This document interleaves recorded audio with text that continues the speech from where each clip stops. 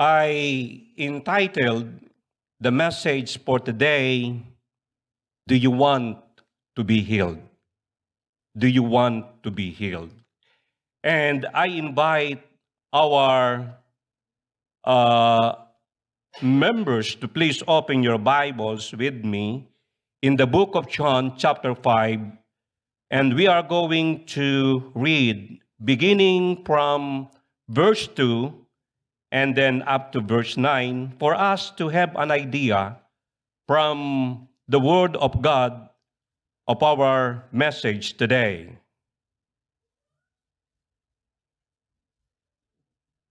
I'll be reading from the King James Version.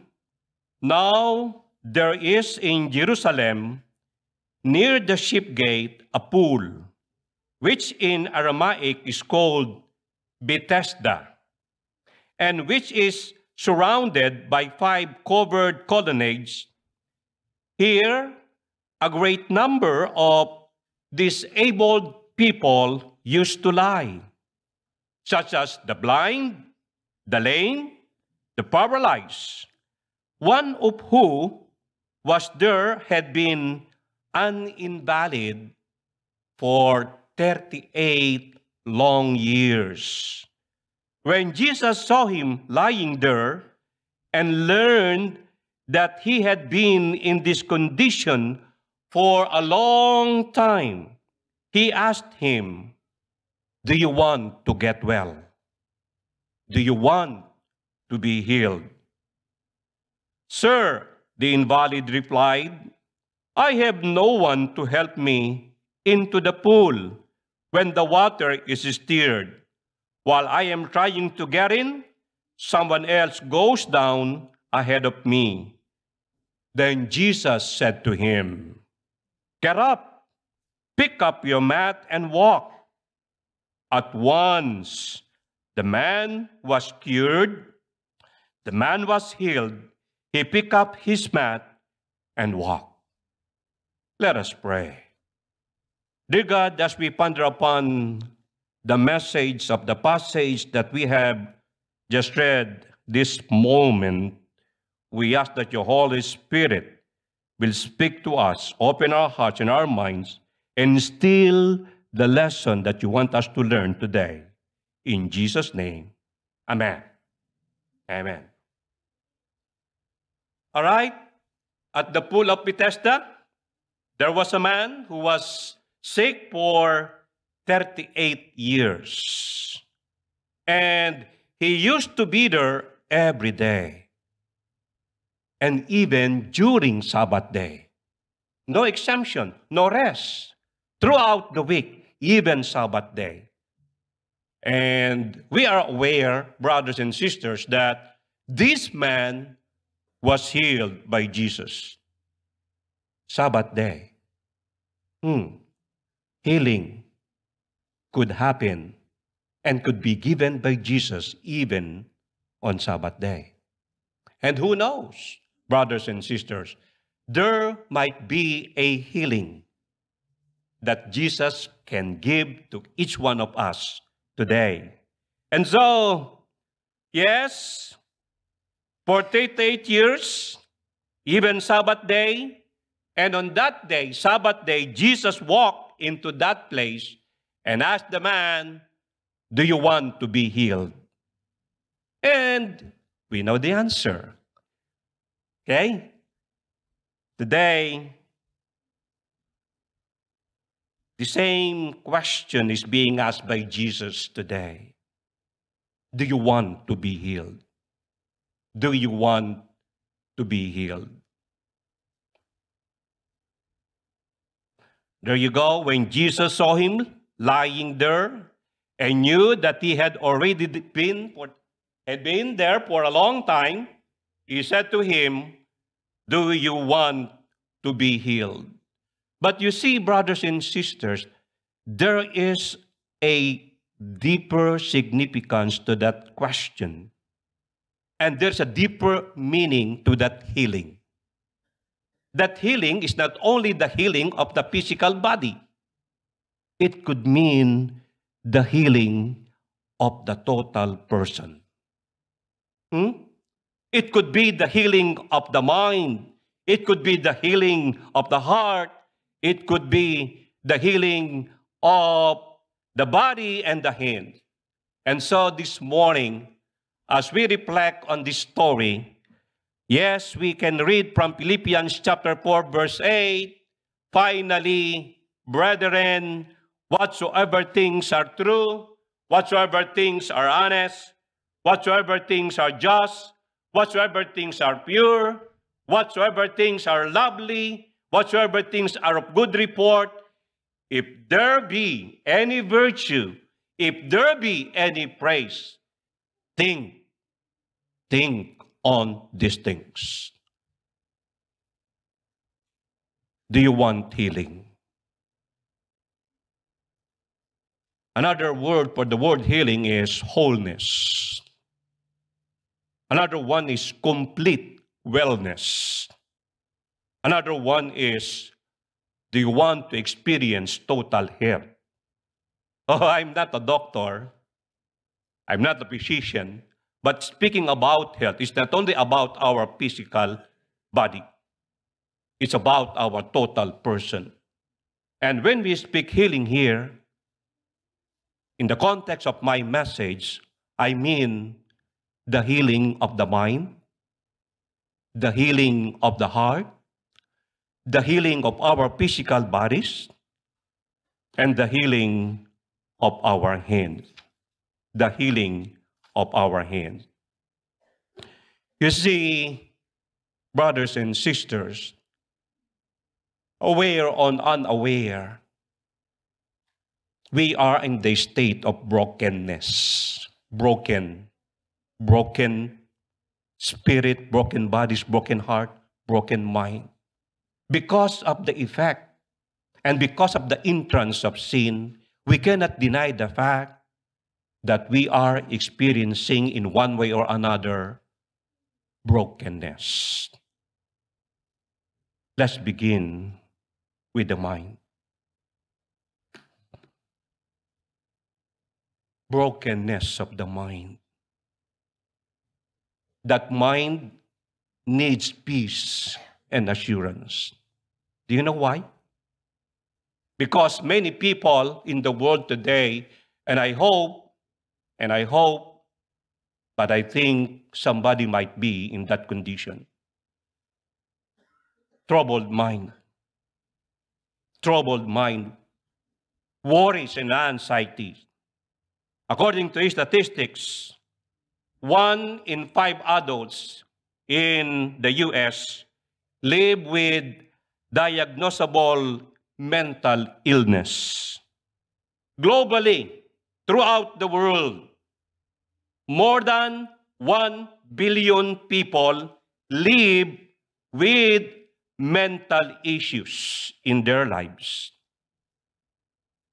And what are the main type of mental issues and challenges that are being experienced by people in many parts of the world?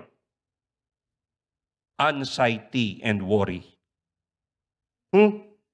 Many people report persistent anxiety and they are worried about the future because of many uncertainties.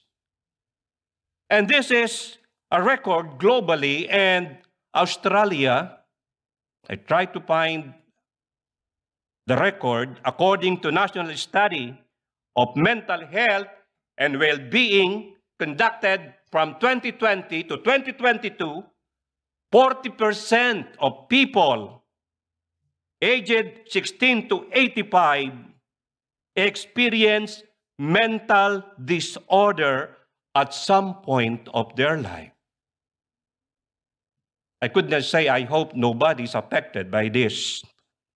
In Victoria, according to the Chief Health Officer, the report actually was made in 2021, and according to the report, 31.8% of Victorian adults, they were diagnosed being with depression or anxiety by a doctor.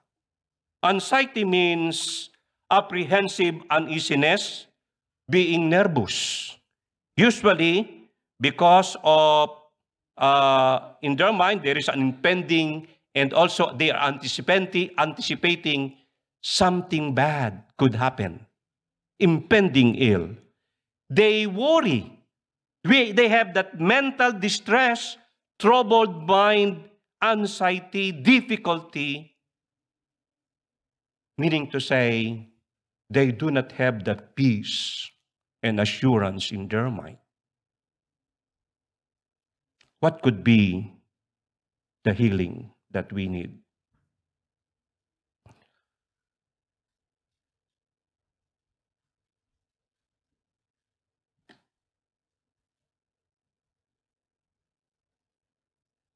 Do you want to be healed? That mind needs that hope. Something that you can hold on. Something that you can stand on. That hope. And brothers and sisters, we are lucky enough and privileged enough that we know and that you have the blessed hope in your mind, in your soul. The ultimate source of peace and assurance is no other than the second coming of our Lord and Savior, Jesus Christ. Amen. This is the reason why we are Seventh-day Adventists. We are waiting for the advent. We are waiting for the coming of Jesus. And we are aware, brothers and sisters, that come what may, there should be no fear. There should be no worry. You see, the worst thing that could happen to a person is to what? To die, right? To die. I've been reading a lot of posts in the Facebook. Maybe you too can read some of them. How to live up to 100. What are the lifestyle that we should be doing, and what are the natural remedies that we should be practicing for longevity. But I also said to myself, how long could a man live? 100 years, perhaps? How to be a centenarian? But after that, what will be the next? We cannot deny the fact. It is inevitable. But for Adventists, we have the blessed hope. Death is only a sleep. Amen? Unconscious sleep. We know that the time will come. And I have preached about this. Okay? This is just continuation of what I have said the first Sabbath that I preached to you. The blessed hope. And that is the ultimate peace and assurance that we can keep in our mind. No worry. No worry. If we are in the hands of Jesus, there's nothing to worry. There is nothing to worry. The heart.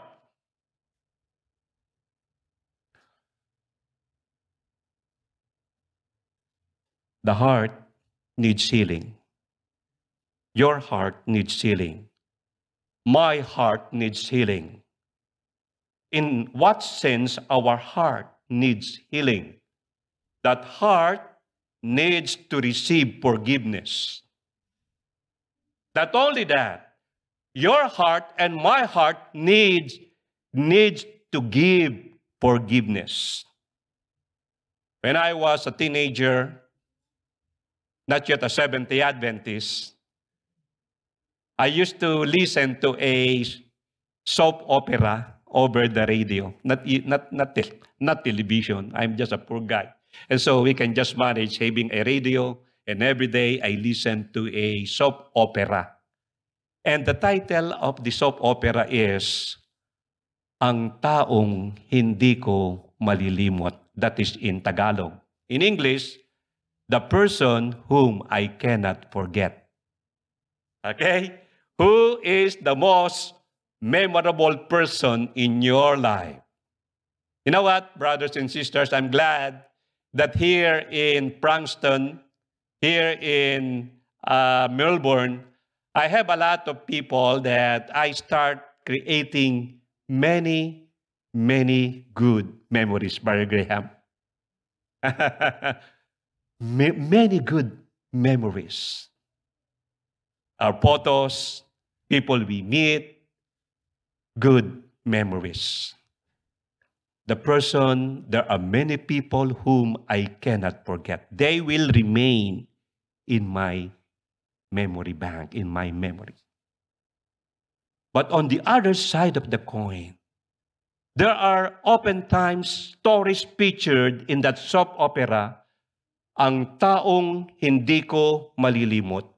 People whom I cannot forget because of the bad things that they did to me. And because of that, there was resentment deep inside the heart. What is resentment? The feeling of anger, bitterness, or displeasure. You know what? It is a growing experience, the resentment. And I was told that if you want to gauge if a person is harboring this kind of bitterness or resentment, just take time listening to his or her stories.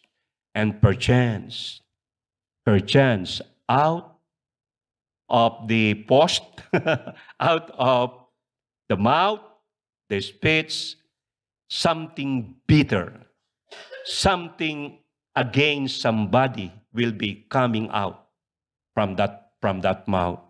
Resentment. Because they believe they have been treated unfairly, they have been hurt, they have been ignored, and they have been neglected. Resentment, bitterness, deep-seated anger. We must be healed from this. Do you know what? Resentment affects a person's health. According to my short research, resentment activates the stress response. It weakens the immune system. It harms your cardiovascular health. It affects your mental health. And it even impacts your sleep. If you cannot forgive somebody, if you are resentful to that somebody, it will affect your sleep and it will increase your physical pain. And the worst is this: if there is any resentment in one's heart, it will shorten your lifespan. Do you need to forgive somebody? Parents, do you have children whom you need to forgive? Children, do you have parents whom you need to forgive? Members of the church, do you have somebody in this church whom you need to forgive? That heart needs to be healed. It must learn to forgive and forget. Brothers and sisters, I'm just trying to think in my mind, how do you call a person who is always asking and receiving and never giving? Selfish. In our language, in Batangas, we call that person madamot. Keep on asking and receiving and never giving. Selfish. Brothers and sisters, are we not asking forgiveness from the Lord every day? Are we not asking forgiveness every time we pray? Then why keep that resentment inside your heart? Let it go. Let it go. Our heart, maybe our heart needs not only to receive forgiveness, but it must give forgiveness as well. Amen? Jesus said, "And forgive us our sins as we have forgiven those who sin against us. Because if you forgive those who sin against you, your heavenly Father will forgive you. But if you refuse to forgive others, your Father will not forgive you of your sins." Keep this in mind. Only the forgiving is forgiven. Only the forgiving is forgiven. So let go of that resentment. Let go of that anger. Let go of that hatred in your heart. Learn to forgive. Learn to forgive and be healed.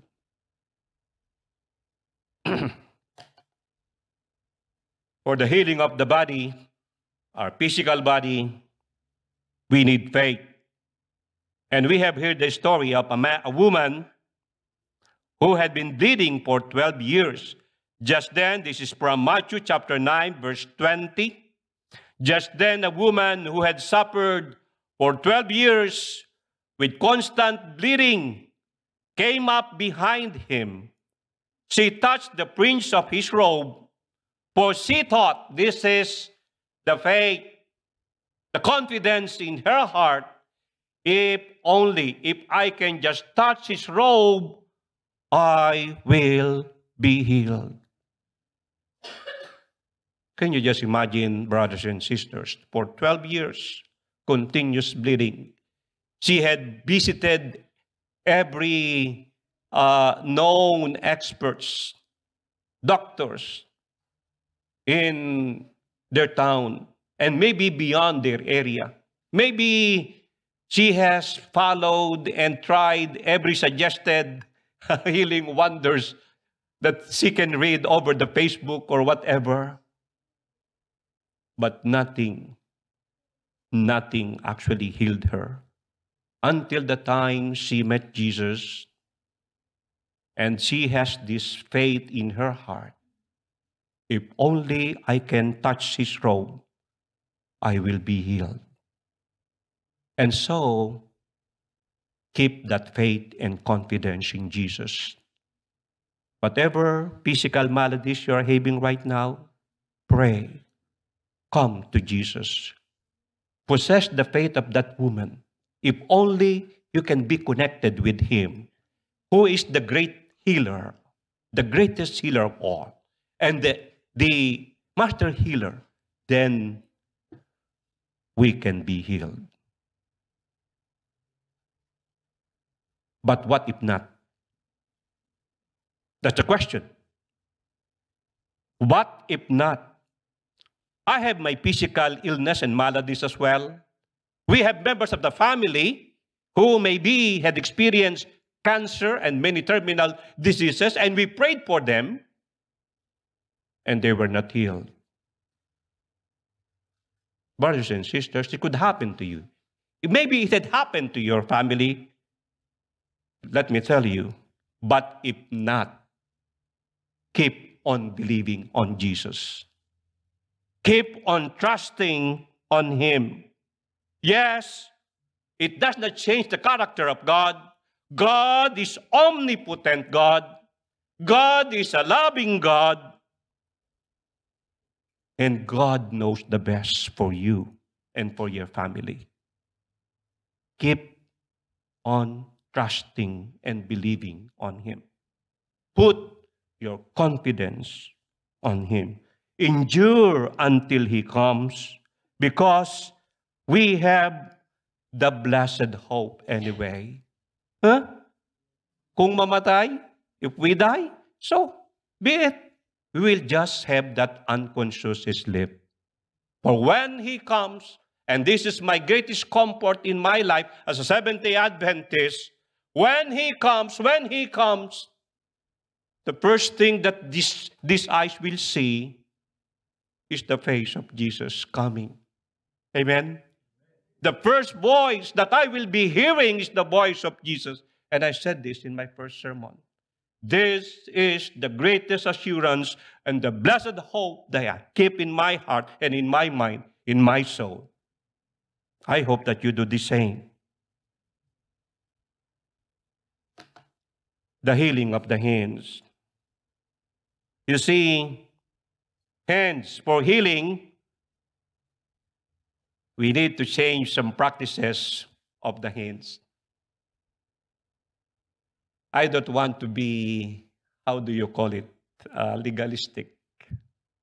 But you see, brothers and sisters, the hands, they are symbols of what we should be doing. Oh, be careful, little hands, what you do. Whether therefore you eat or drink, whatsoever things you do, do everything for the glory of God.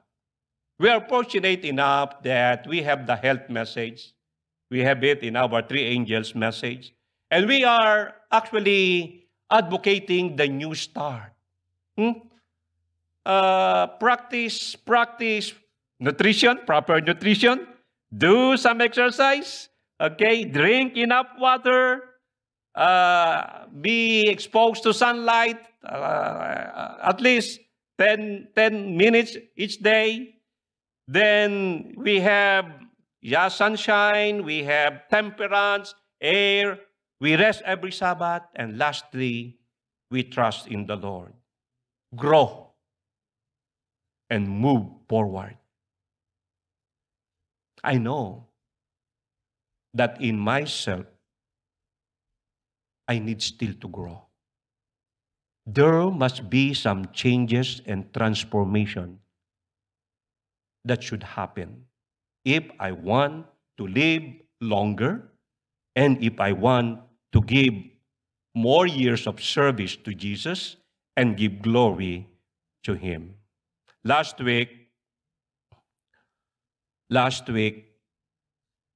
I challenge you that you think of somebody, someone you would like to be in that heavenly home. Who is that person that you want to be with you in that heavenly home?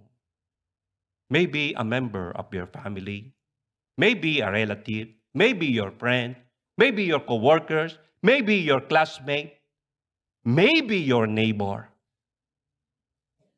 During the last annual meeting of the Southern Asia Pacific Division, the officers from the General Conference came over, and I had the chance of listening to the message of the Executive Secretary of the General Conference. And Brother Rodel, this was the challenge given to all the delegates. Give me one person whom I can lead, whom I can give a Bible study. Make it your prayer request. Let your hands be put together in prayer. Maybe if we have not done that before, why not starting doing it starting today? That hands need to grow. That hands need to pray for someone whom you can lead to Jesus this year and for the coming year. In the past, if we neglect to put our hands together in prayer, personally and as a family, we need to be healed. A while ago in our Sabbath school lesson review, we were discussing how come there was a second salvo of the circumcision. How come there were so many things demanded by God in worshiping Him is because of their busyness. In one way or another, we can say that there was a neglect in their time with God. We neglect to put our hands together in prayer, personally and collectively as a family. We need that healing. Let us go back to Jesus. Brothers and sisters, I hope and I pray that today, in this place, this blessed Sabbath day, again, we will meet Jesus. And we will come to Him, because the question of Jesus is, do you want to be healed? Let us pray about it. Jesus can heal you. Whatever it is, whatever brokenness that you are experiencing right now, brokenness of the mind, brokenness of the heart, brokenness of that body, brokenness of that hands, Jesus can heal. Just pray. Just pray.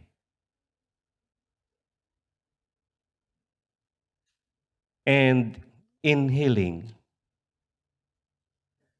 take this in your mind. There is power in the blood of Jesus. Nothing is too hard for Him, for you, so that you can be healed. Just pray. How many of you would like to stand with me and ask Jesus, Lord, my Savior, I want to be healed? God knows your heart. Please stand up with me as I pray.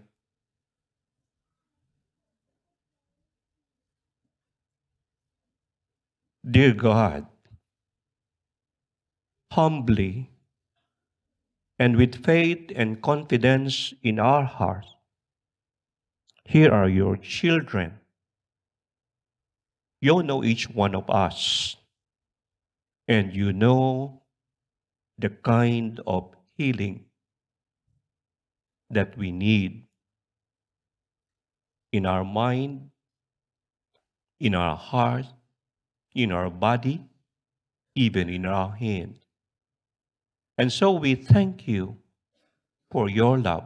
We thank you for your goodness.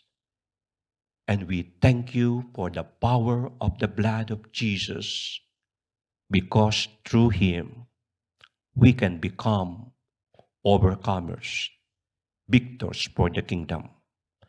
Thank you for accepting us. Thank you for hearing us, because we ask all these things in the name of Jesus.